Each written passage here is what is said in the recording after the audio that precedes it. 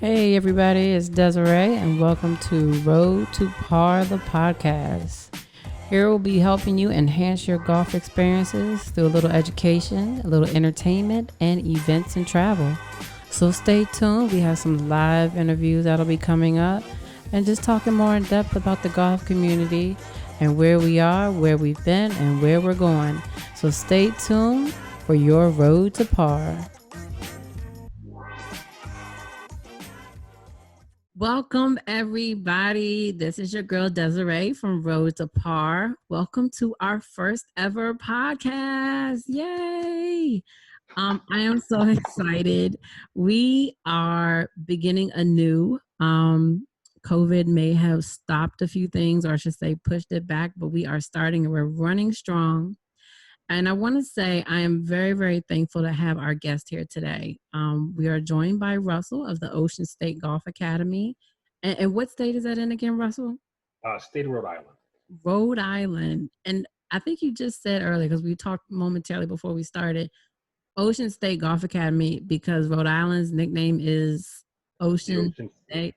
Nice. Yay. Yep.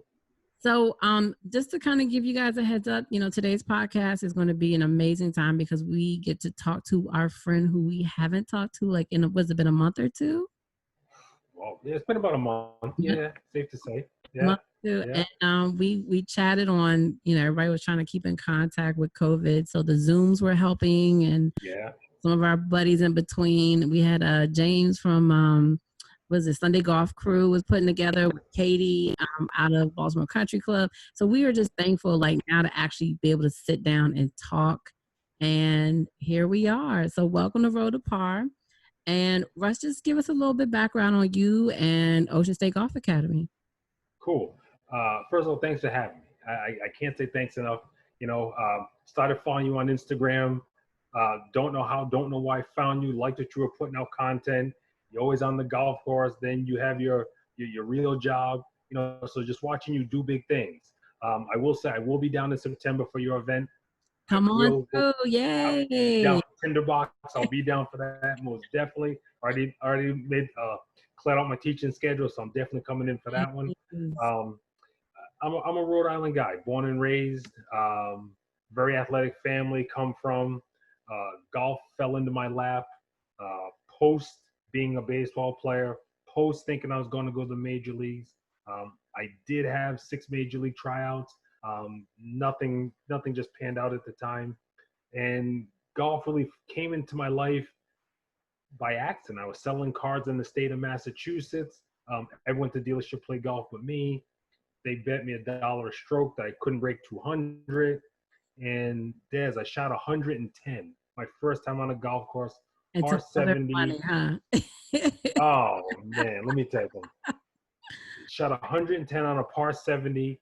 Didn't know what end to hold. Hit it literally all over the map. And I knew I fell in love that day. Can't explain it. Yeah. And that day, and that was like 28 years ago now. Amazing. Now, so your tryouts were for a baseball team? Yeah. Oh, yeah.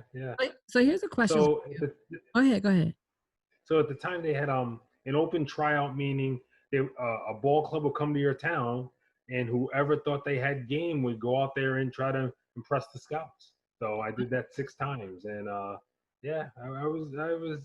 love the game of baseball. Baseball is my first love, always will be, but golf gave me a career. Wow. Well, that had to be exciting on the tryout for professional teams. I mean, so the pressure behind that, and just some of the aspects of when we talk about golf, we look at PGA Tour. And so right now with COVID, we don't have crowds, but like it's kind of the same thing. You're under that pressure. So like, did that transition from major baseball tryouts to golf kind of help you manage pressure in playing golf? Most definitely. If you take an athlete and you put them in pressure situations, they just react. They don't think. They don't have time. So hitting a baseball, shooting a basketball, if you're a hockey player on skates, you don't have time to think about your next move. It is just strictly instinctual, and you just go with it. Golfers, unfortunately, have too much time to dawdle, get inside their own thoughts, and before they know it, they're stepping in front of themselves. True. Okay, preventing themselves from playing their best. So playing other sports at high levels just really helped me when I became a golfer to be able to deal with first tee jitters. And it doesn't sound like much, but everyone gets to the first tee. I can tell you my first professional event, the first time I was in the first group, first professional event, and I was anxious, not nervous.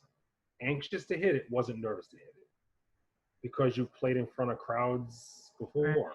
Right. So 12 people on the first tee is nothing like a ballpark full of 3,000-4,000. It's not even you don't even hear it, to be truthful, when you're in the moment of the baseball field. This is just a couple hundred people. What's that? I'm good. Let's go ahead and play this thing. Yeah, honestly, you don't even hear it. And actually, if you played like pickup basketball, you don't hear what's going on. You're in the game. You're focused on the moment. And I'll just say pick up with your fellas at your local court. So then you start, and I played softball at high levels, so you don't hear crowds. So golf was easy from that perspective because you just get in, you focus, and you move on to the next shot. So baseball really helped me to be able to handle the nerves and the emotions of golf. And so if I heard correctly, you said you've been in the game for about 28 years. Is that correct? Yeah. Yes. And so yes. at what point did you, because you're a teacher, correct? Yeah, I teach full time. I'm the director of instruction at Valley Country Club in Warwick, Rhode Island, which is my summer gig. And then starting in November, I reopen up my winter facility, which is the Ocean State Golf Academy in Cranston, Rhode Island, which is probably 10 minutes from where my summer place is. And I partnered with another company called V-Golf 365. So I want to give a quick shout out to my friend Dennis Senior, Dennis Junior Perillo from Cranston, Rhode Island. They own V-Golf 365. They have 4 virtual simulators that host over 200 golf courses. And, so they have people come in all winter, keep their swings fresh on half the building, and then on my half the building, I'm strictly instruction. So in my facility, I have a lot of technology: Robo Golf Pro, K-Vest, Sam Putt Lab, Sam Balance Lab, TrackMan, a lot of other training aids. I'm a full service facility, so I can do club fitting. I'm a Callaway staff player. Wow. We got major stuff going on here. hey, something you try to give people everything that they need, one-stop shopping. I'm a technology-based teacher in the new era, but I've been at this so long. I remember woods, metal spikes, and balata golf balls.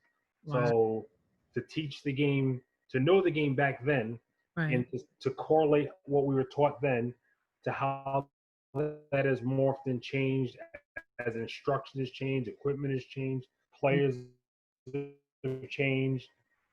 You've had to readjust your ideology on how the golf swing actually works to stay in the modern times and be relevant. And knowledge that I have, it's been a fun ride so far. So you mentioned something earlier, and it brought me back to, I would say, this was probably 2016, maybe 2015. I actually got Tpi certified for level 1 golf. And what's so interesting about that was a big component of TPI is actually K-Vest. Yes. Mm-hmm. K-Vest. And I thought it was the coolest thing ever, right? So this vest was showing me the full mechanics of a golf swing. Yeah. And to, so we try to video ourselves and we try to figure out, what's wrong, what's going through. And so, like you said, you're full technology. So full technology is actually showing you the biomechanics of a golf swing. Yes. And you were a baseball player. And so a big part of that is I saw on video, they're like pretty much like one and the same almost. Like it's crazy. Like, and so eerily similar. Yeah, it's crazy. I mean, it was like, wait, so, and it's funny that comes up. So do you have people come to you for lessons that play baseball and softball, and are you able to easily transition them into golf? So I do. And I'm of the mindset, you give me an athlete, I can make you a golfer.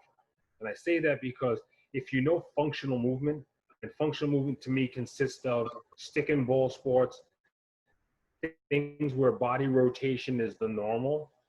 People do gymnastics, but their body mechanics are totally different on how they go about their sport versus someone who's a tennis player or hit a, or hit a hockey puck or hit a baseball. Just how they go about. They have to take a totally different approach to training them versus someone who knows body rotation. And once you have body rotation, then it's just a matter of teaching them how to control their body and then prepare the club to enter the hitting zone properly. Where someone else who doesn't have the body rotation, you have to literally teach them how to turn their body. So it's a totally different segment of teaching and a course of teaching the two people and their respective sports. I understand. He's really good. Good. I just got word that my daughter is a strength and conditioning coach at Brown University. Wow. And she trains 9 of the collegiate teams up there, including she had men's golf this season.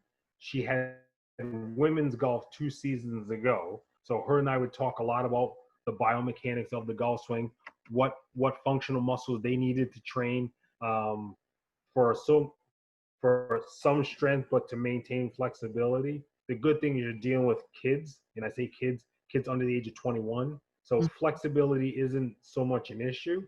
It's more so about functional strength training to create more speed for themselves, and then just create stamina because they have to walk and carry. So that was pretty cool to have those conversations with my daughter for kids who are on the D1 level, because Brown is COVID. Really, personally, it set me back personally.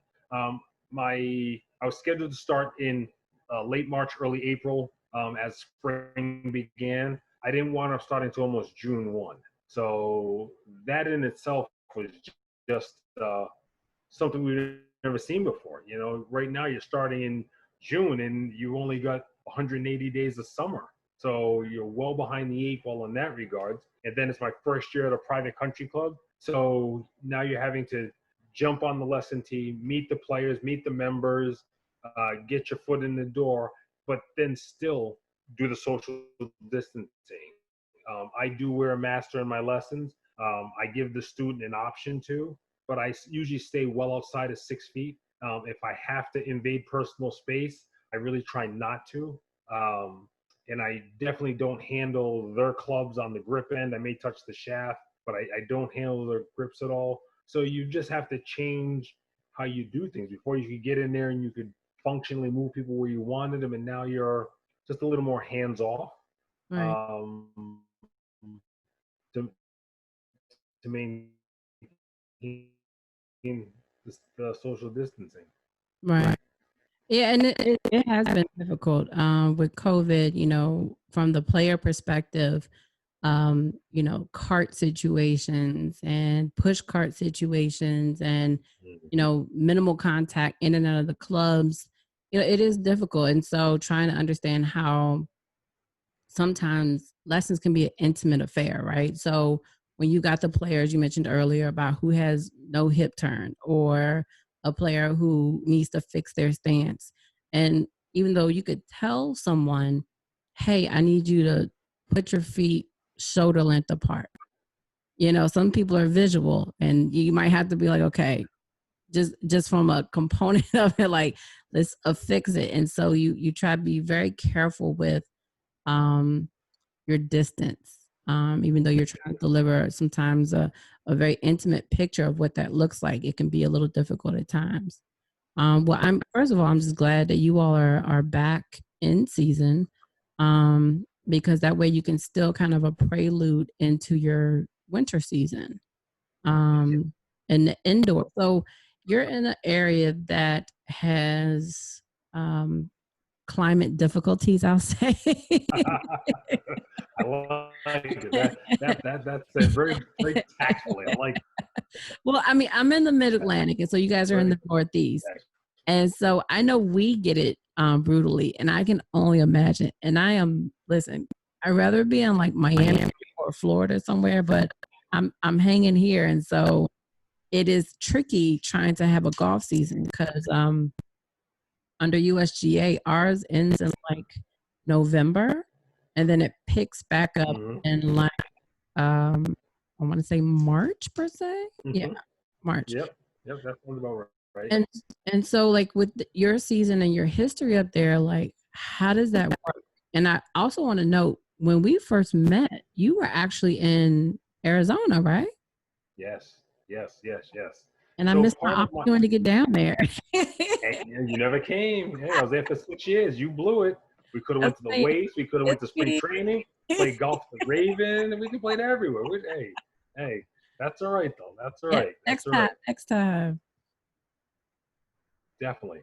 So my journey on the road, I've lived in Florida, Texas, and Arizona, being a native Rhode Islander. Okay. So I was on the road for almost 19 years away from my home state. And in those 19 years, I really started to understand the golf industry in its totality. So from the club side, the wholesale manufacturing side, I worked for Adams Golf as a sales rep, covering Vero Beach to the Keys, did demo days for Adams Golf, and then had to reinvent myself in the industry as an instructor. Wow. So personally, I've worked at 11 private country clubs around the country. So Jim McLean's one of my mentors, Randy Smith out of Dallas. I've worked with some really, really good instructors, and Tony Martinez out of Keaton Park, out in Dallas, Texas also. I worked with some guys that really helped me understand how to show people how to swing the golf club, how to understand how the golf club moves. And then being able to come home and open my own facility and just really, really put together everything that I've learned on the road, my equipment that I amassed while I was on the road, and now I get to come home and do and teach and instruct and help people the way that I choose to. And I say that because I do things a little differently. Very few lessons start standing on a range. I don't start standing on a range. We actually go out and play 3, 4, 5 holes. I want to see who you are. I want to see who you are, not your representative. Nice.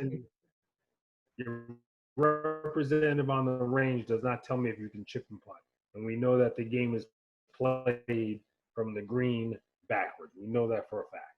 Absolutely. So just because you can swing a driver, but you can't get in the hole, don't impress me with your T-ball. I want to see the short game. I want to see your short game and what that does for you, and then we start to go backwards. So I just take a different how I teach, and I'm able to do so now, free and clear. That's awesome. It's a joy every day. Never have a bad day. That must be an awesome feeling to be able to come home, right? To be able to bring it full circle, which it sounds like you've done. And I just can't even imagine all the things in your travels, especially coming from the Northeast, going down south and taking that whole southern line, if you will. And we've been talking about, and you and I have actually talked about this, a lot of different issues within the golf industry. I did kind of want to touch on, with our current climate in society right now, the Golf Channel, Damon Hack just actually had like a whole sit down talking about diversity and racial issues within the golf industry. So as an African American man coming from the Northeast and taking a trajectory down south, how was that for you, and how accepting and accommodating was the industry for you, kind of on your path? If you don't mind talking about that a little bit. Wow. That's a great question, because the industry as a whole doesn't embrace us. I will say that unequivocally.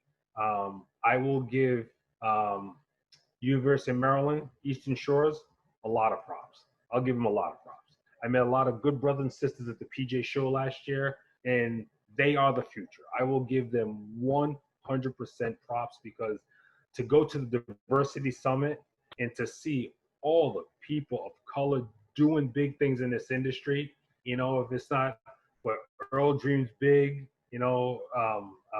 Earl Cooper is his name.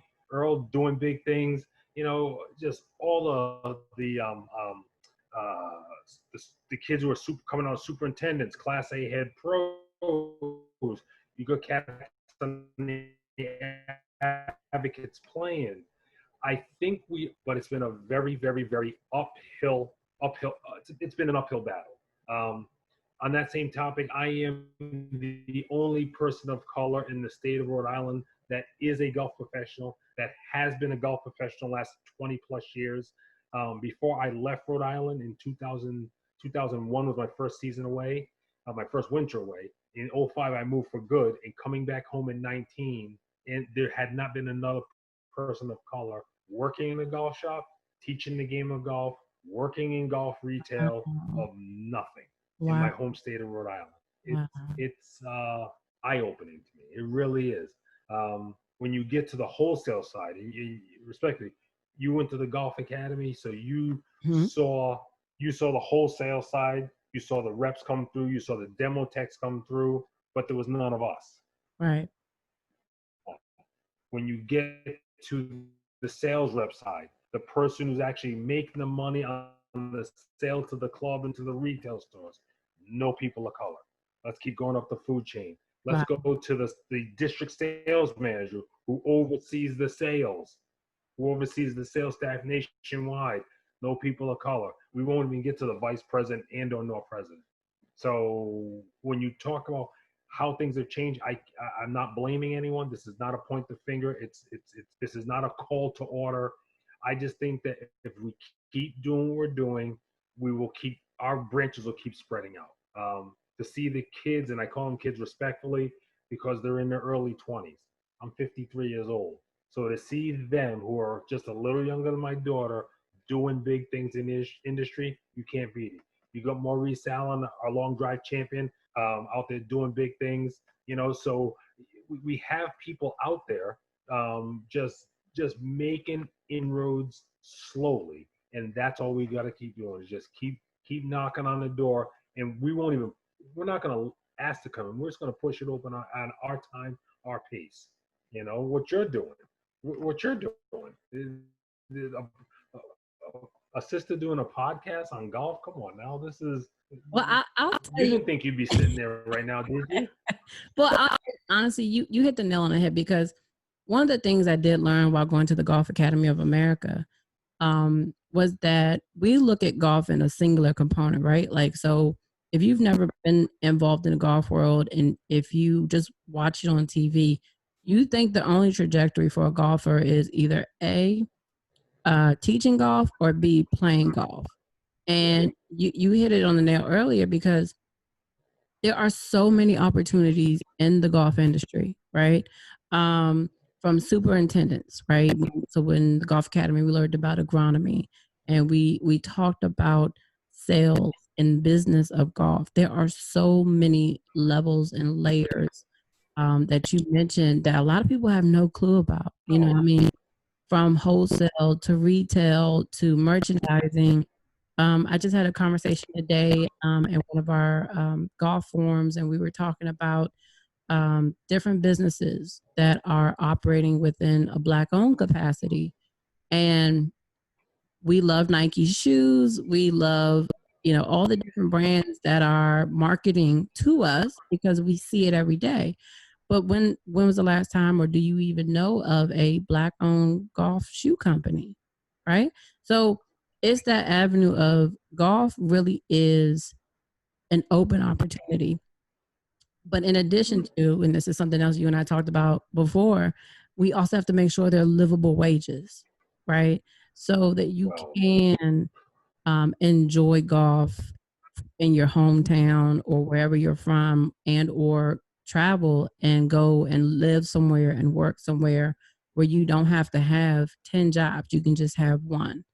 And so I know that has been major, but thank you for bringing up that point, because that's a huge part of it. Like, there's a lot of people who don't understand that this industry is huge, right? It's a $1 billion industry. And so not just 1 billion, like multiple billion. So, and there's a lot of opportunity for growth and jobs. So wanted to come back to, we are on another side of COVID now, right? So we went through the initial stages, and every state was like kind of like, when's it coming? And then some of them have kind of gotten over the hump. And so now we're in the working stages of our summertime. Where's the future of Ocean State in terms of, do you have to prepare? Um, and also, is the PGA and the USGA and other organizations, are they helping golf professionals prepare for what winter may look like? If we have another issue of COVID, or even working within the realms of dealing with COVID as we have it here with us today? Um, because you're an independent business owner, a golf pro is no different than the guy who owns a food truck. The guy who owns a food truck, his job is to prepare his food in the morning, make sure he has all supplies, hit the road, sell, rinse, wash, repeat tomorrow. My job is to find clients, retain clients, make my clients better, rinse, wash, repeat. In terms of the larger governing bodies of golf, I don't know if there's anything they really can do to help. Um, and we're not talking about fiscal dollars from the government. We're not talking about anything like that. Right. But in terms of just being viable in the industry, you have to make it happen yourself. Prepare for the rainy day. A painter, landscaper, we're all in that same kind of business where what you kill, you eat, Right. and only you can look out for you. But is that not what golf really is? Golf is you on an island by yourself. Lowest score wins the hole. The end. Well, let me So this, and to that point, one of the things about this is golf right now is the pretty much the only major sport that we've been able to play yes. For several months now, right? I know the USGA was partnering with different organizations to get information out to golfers, making sure that golf associations were reporting in what their needs are, what their restrictions were, things of that nature. So, with that being said, is this like the golden time for golf pros? I mean, are people flocking to play golf? Are they flocking to get better at golf? Like, how's that working out? So actually, when we were having our Zoom calls over the winter, okay, in which was a lot of fun. Let's begin there. The fact that you had people that you play golf with, people and then I get introduced to your entire group, and we're sitting there on a Zoom call, eating and drinking and laughing, and just if it wasn't for COVID, it's a lot of bad things have come out of this. Right. The deaths, the job loss, Right. the brick and mortar that's going away. The landscape of our lives has changed. Right. But the good things that came out, we became very resourceful as people because we couldn't leave the house. And golf in Rhode Island, golf in Rhode Island and Connecticut, because Rhode Island was one of the few states that could stay open. We did. We weren't hit that hard. We didn't have to shut down the golf courses. Connecticut was another state that stayed open.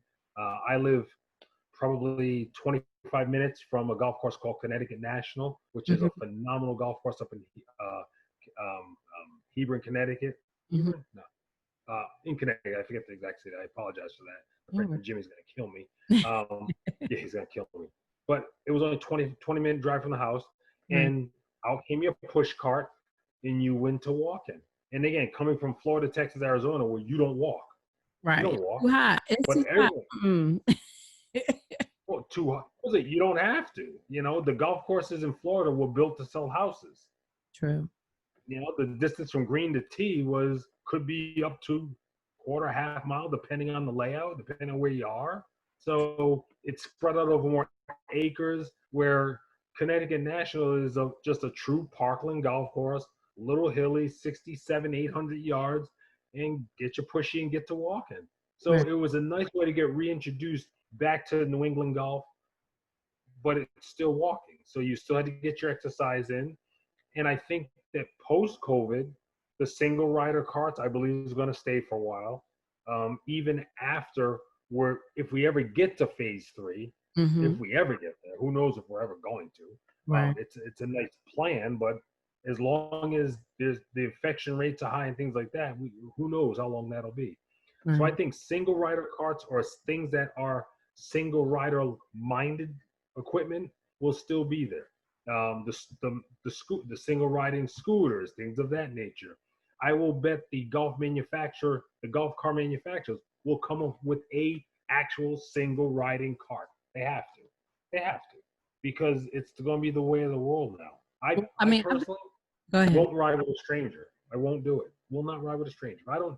Even if I have the choice, let me ride by myself. Let the foursome ride by itself. And the golf course that I'm at right now, our total round time is down significantly because there's no carpooling to the ball. Everyone hits, they scatter, and they go. I think that's across the board, though. I mean, I've been talking to a lot of places whenever I go play golf, and they're like, listen, our pace of play is like amazing right now. I mean, there's no waiting. And if you're waiting, people get the hint, like, come on, let's move it. Let's move it. Right. But then also you brought up a good point about innovation, right? So as a technology-driven teacher, we've seen the scooters, we've seen the golf surfboards, we've seen, all these things that have been out here, right? Like, so some of these things are not new, but we never needed them. But now we need them, right? Like, I mean, so I know my golf course has the divider, it has a plastic, like, the rain cover divider. Yes.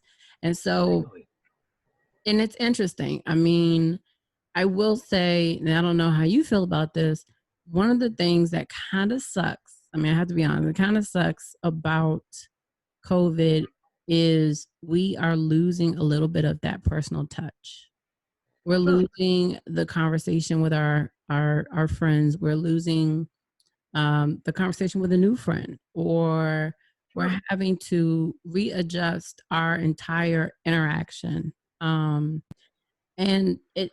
we have to do it to survive, right? That's just key, and that's the only thing that matters at this point.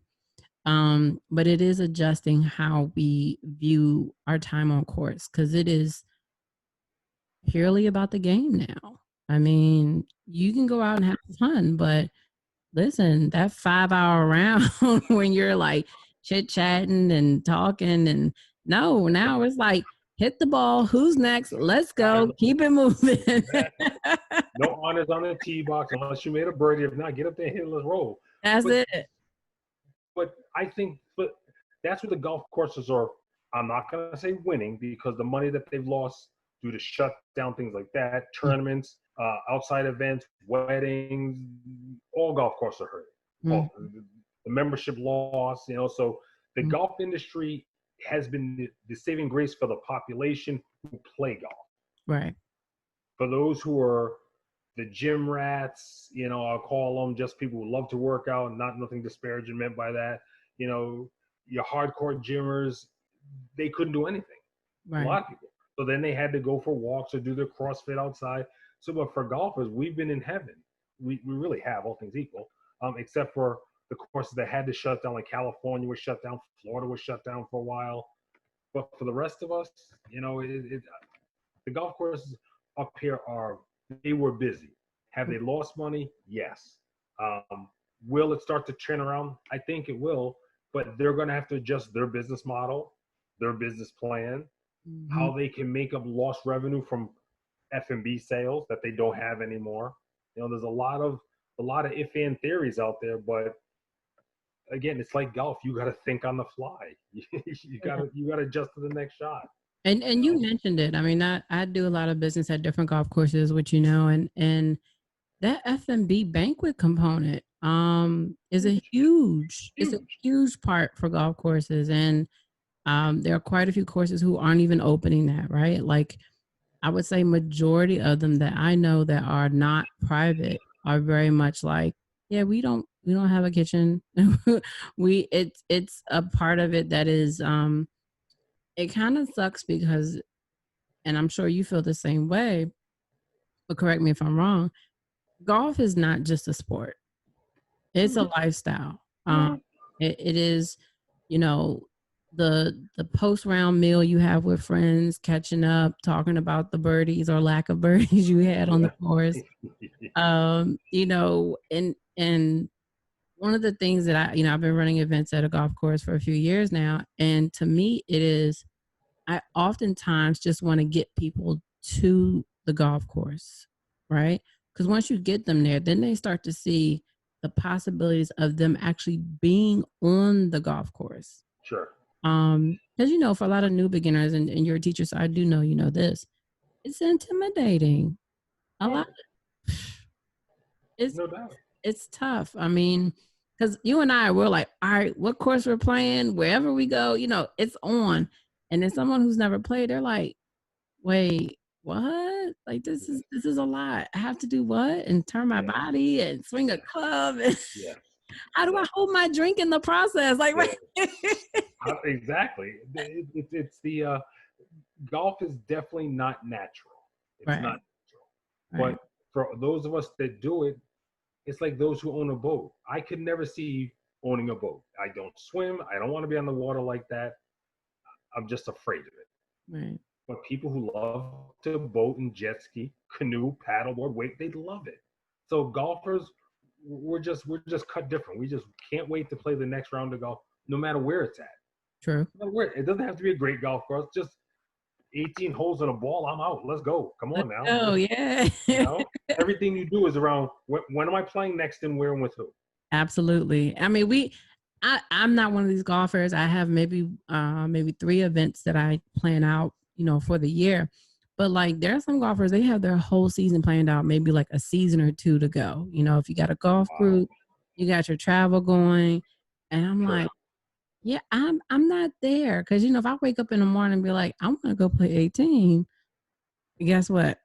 Hey boss, I ain't gonna make it. Let me go play 18 real quick.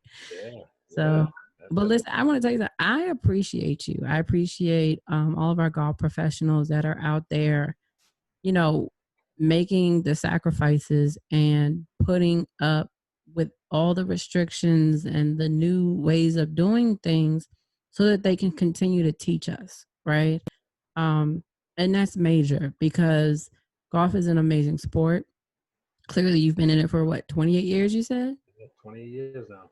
So, I mean, it's just like people like yourself are people that we truly, truly need to continue to help us learn, help us grow with the game. I always ask this of professional teachers. Do you watch golf as much as you teach and play golf? I'm going to say yes and no. I watch a lot of golf, but I don't have time to sit and watch a whole event. Mm-hmm. So I am one to catch highlights.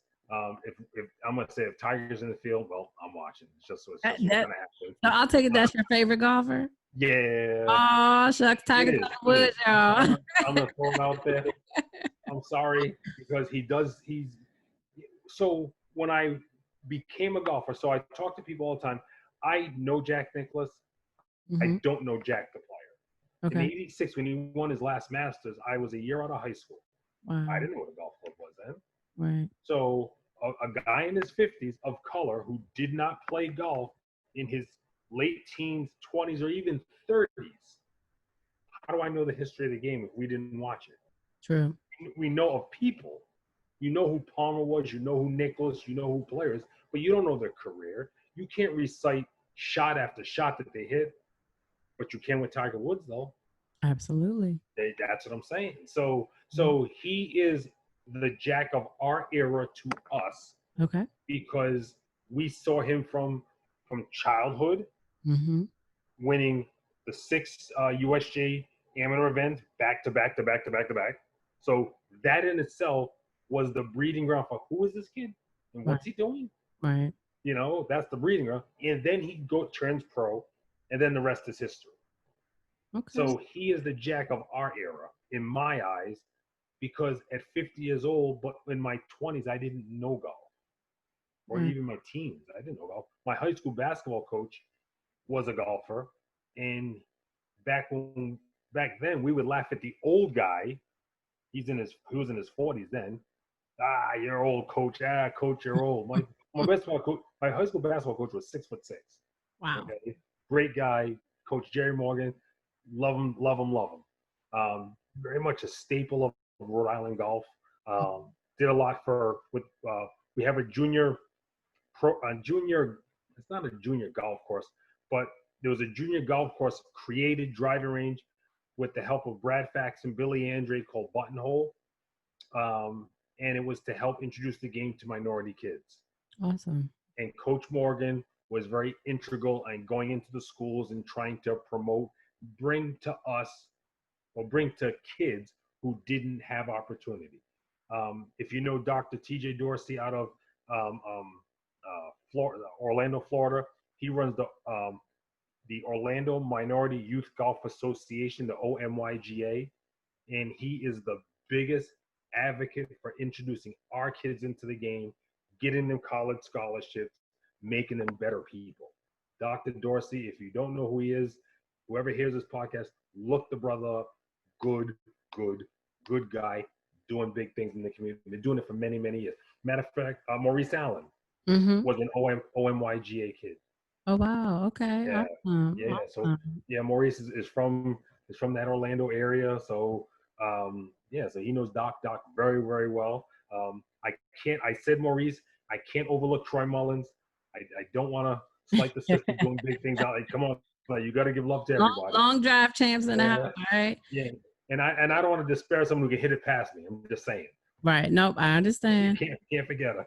Well, let me say this, and you've mentioned some really awesome people and amazing, but you are also part of taking that torch to the next level. And so I want to make sure our listeners have an opportunity to reach out to you. How do they contact you, whether they're in Connecticut for lessons or whether they are, looking to connect? Is there a website, email, or anything for you?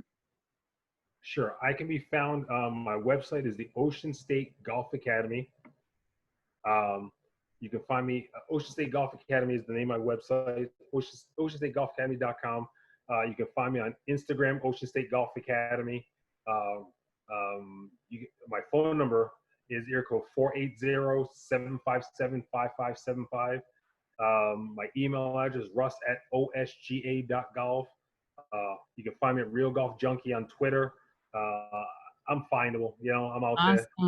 Awesome. Google Russell Johnson with 1 L, I'll come up. Well, I will have all that information. So I'll put your website, your email into our YouTube. And then you'll be tagged. Ocean State Golf Academy will be tagged in the IG post and everything. But Russell, I just really want to say thank you for joining me, because this has been awesome. I know we've been talking about it. I know we have only hit not even a portion of the conversations we talked about having. So I hopefully will have you back on again at some point. In addition to when you come down to Maryland, would love to play with you. And then I guess I got to get a golf trip up to Rhode Island, huh? So I'm not gonna let the cat out the bag, but someone said maybe we should go to Nova Scotia to go play Cabot Links. And if you don't know Cabot Links, check it out. I think I've heard of it, and I'm pretty sure I know who suggested that. Yeah. I'm not gonna name drop or put no one on Front Street. Wait, I think it's the same person that suggested we go to Cays Valley, right? Yeah, but some Cays Valley is one of them hard ones to get on. You gotta know somebody. We'll have to figure it out. Well, I don't know. Maybe have them on the podcast and see if we can. Yeah. But Nova Scotia, hey, come on now. That's like. Wait, did you just say Nova Scotia? Yeah, exactly. Come on now, you're gonna go to Canada. I know. I feel like I'm watching Fargo again, eh? So yeah, I'd love to come back on. Love to come back on. Chop up with you anytime, please. I'd be honored to. Listen, Russell, I appreciate you. I just want to say, we appreciate you being a professional out here, continuing to teach people, grow the game. And honestly, we just want everyone to stay safe and want you all to stay safe up there. And we'll have to definitely connect, because, that's the great thing about this golf world, right? You being a technology teacher, being out there, getting people involved. There's so much of that you're doing, other people have no clue about. And I think that's important to get the word out. The technologies, your strategies, your mission, your whole focus. And so I really appreciate you sharing that with us on Road to Par. And we look forward to talking again soon. Okay. Thank you, Des. It's been an absolute pleasure. If I could just say one thing, Go for it. final. The one thing that makes golf what it is the one thing that can start to bring people who do not know each other together. You go to the first tee and you don't know someone and you get to go play 18 holes with them, you become friends. That's just what golf is. Absolutely. No other sport in your adult years. You can hoop for only so long. You can play Mhm. softball, but when you go play golf with a stranger, you usually make a friend for the day. And it's days that you don't forget. That is what drew me to the game. That is what I want to share with everyone.